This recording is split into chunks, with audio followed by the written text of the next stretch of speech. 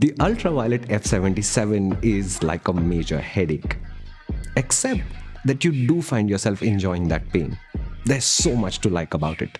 The battery and motor combination by itself, I think every one of you should go get a test ride. There is so much left to do that I can't tell anyone to run out and buy one, not at the prices Ultraviolette is asking for it today. For F77 money, there is so much you can do with motorcycles. The F77 can't do half that. Intrigued? Me too. Here's the short version. The F77 was created as a sports bike with electric propulsion. Great start. But the size and weight of the battery, which also causes the eye-watering price, gets in its way. In the top mode, acceleration, top speed, they are thrilling, but the bike feels large between your legs. This absorbs bad roads well, but it can't do it with precision or sophistication. Cornering is nice, but you'll never lose that sense of heft. And there are the small niggles. Filling air is needlessly challenging, and that charger? There are houses in Mumbai smaller than that. It's this odd gamut of sensations which is thrilling for the future and a little frustrating today. Test ride and you'll see the future. Stretch and buy one? Not today. Let's get into it. Let's begin with the striking looks. It looks different for sure because the massive fairing envelops everything except the wheels. I really like how low the headlight sits, but I can't say the same for all of this plastic in the middle. We're used to seeing sports bikes today that are front heavy and rear light in terms of visual mass. Road users will take notice, but I can't help feeling that it needed to be even more futuristic. That sleeker would have been better. Yeah, the battery pack. And these covers over the upside down forks, they just make cleaning and inspecting them harder than it needs to be. Ultraviolette says this is an aviation-inspired design. My favorite aircraft of all time, the SR-71 Blackbird. Do you know how many things it had purely for aesthetics? That's right. None. None.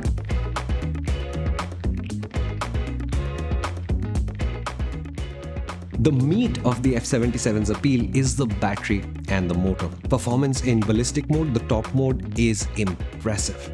The acceleration isn't the same as an RC390, but the lack of vibration, the whine from the motor, and the sense of weight make it memorably quick. It's dramatic and you'll thoroughly enjoy it.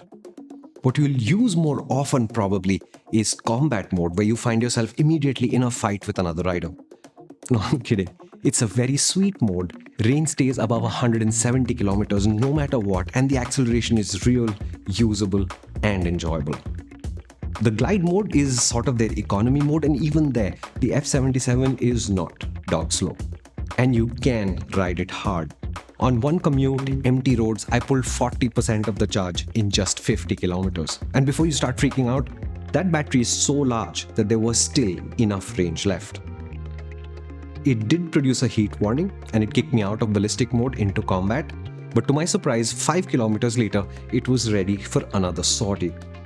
That points to excellent heat management, although it must be said that this happened on a reasonably cool day in Mumbai during the rains. I thoroughly enjoyed the well-tuned throttle response. All I'd change is to have that gentle initial throttle response in ballistic mode taken away, and I scroll through 10 menus if need be. I got so annoyed with it that in slow traffic, I started to switch to combat mode almost all the time. And in traffic is where the enormous battery shows its biggest advantage. You can commute any way you like and never really worry about range.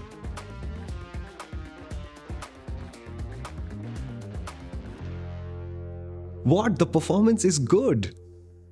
On the flip side, charging the F77 is an absolute task. The standard charger takes 8 hours, and yeah, you'll be overnighting that. You'd pay 27,000 rupees more depending on the F77 model you picked for the 5-hour boost charger. That is so heavy and large, you can forget carrying it around, and Ultraviolette has not offered any wall mounting solutions either. It's the least practical aspect of owning an F77. In fact, backpack and boost charger, it's not a weekend ride, it's a trip to the chiropractor. Now, it's a sports bike, so does it corner? Well, yes. The battery shrinks the swing arm to a small length, despite which the manner in the corners, it's likable, not impressive. The F77 feels nice and accurate, also tall and heavy. With time, you can learn to extract more and more from this frame, but you'll have to accept that sense of weight. And mid-corner corrections, they can be challenging. The suspension's already dealing with a 207 kilo motorcycle and it reacts a little bit. So I'd hustle this up a mountain road at a fair pace, but I'd never ride it to the limit outside of the racetrack at all. The Ultraviolette is available only in a few cities, and in these places, service centers have either taken off or are about to land. Service intervals are 5,000 kilometers, which sounds a little short, and UV tells us first year service is free, and from then on, you'll pay 800 rupees a service, so we assume the consumables are extra.